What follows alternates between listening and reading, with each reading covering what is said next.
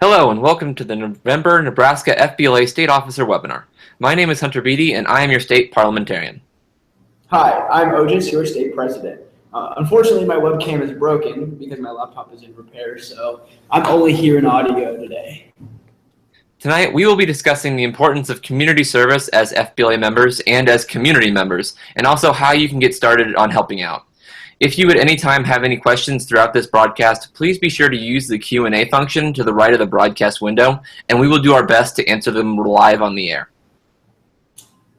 The FBLA crest features three words: service, education, and progress. Today, we're going to be focusing on service. Clearly, helping the community is something that is integral to FBLA as a whole. Volunteer work is the foundation of many of the services that help those who are down on their luck. So giving our members a taste of how fun and easy volunteering can be is a great way and an easy way to encourage that behavior as they exit our organization. So how do we go about really encouraging or engendering participation in volunteerism amongst our members? First, Hunter and I recommend that you connect with your local nonprofits such as food banks, food pantries, animal shelters, or any other group that might need your help. These organizations would often love to have a group come and spend the afternoon helping walking their dogs or accept the results of a food can drive. As local chapter officers, you can make a big difference for these deserving organizations by scheduling such an event for your members. Moreover, this increased communication amongst local nonprofits and your local chapter can create partnerships that can extend beyond one-time volunteer opportunities. Say you volunteer with the Lincoln Food Bank, for example, once. That continued partnership can evolve into a month-by-month volunteer opportunity, maybe a weekly volunteer opportunity, something that your chapter can pursue and shape independently. I guess the message that we're really trying to go for here is establish a line of communication with volunteer agencies in your local community. Although some of you might not be officers of your chapter, but you might want to still go above and beyond to help your community. What would you do then? Those same groups would still love to have you come out as an individual and might also have more opportunities for you than they would as an entire group. The first step is to just go ask. If you need help finding groups that need your help, ask your family and friends, as word of mouth is one of the best advertisements that these organizations have. And you might even be able to find organizations that are entirely dedicated to linking people to appropriate volunteer needing groups.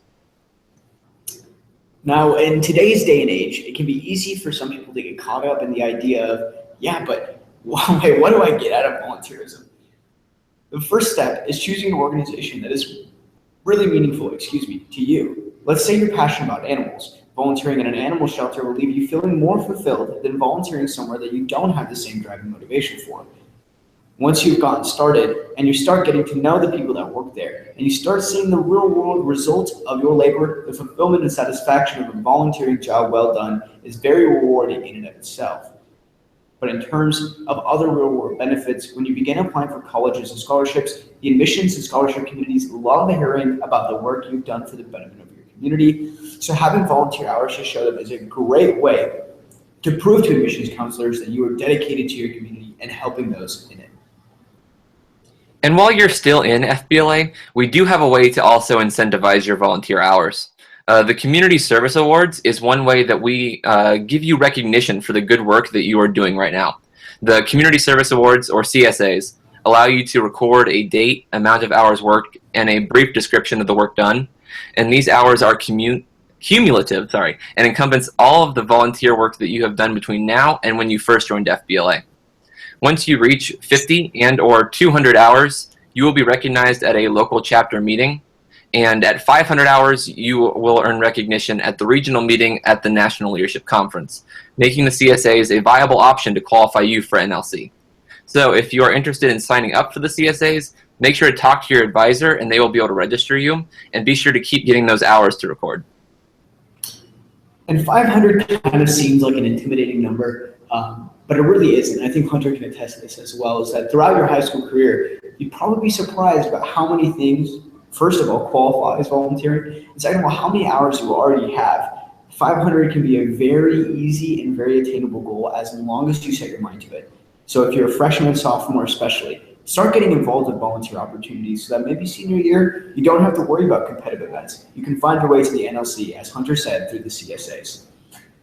And That's these pretty hours old. do not have to entirely come out of FBLA. They can also come out of other organizations that you might already be in as well. Exactly. Thank you for that. Is there anything else, Hunter? There are no questions right now.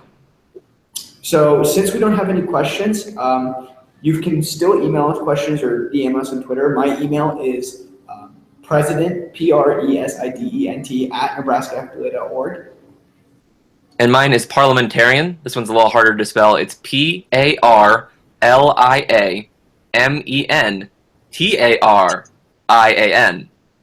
at nebraskafbla.org. Be sure to follow us on Nebraska FBLA on Twitter and Instagram, where we are at Nebraska FBLA.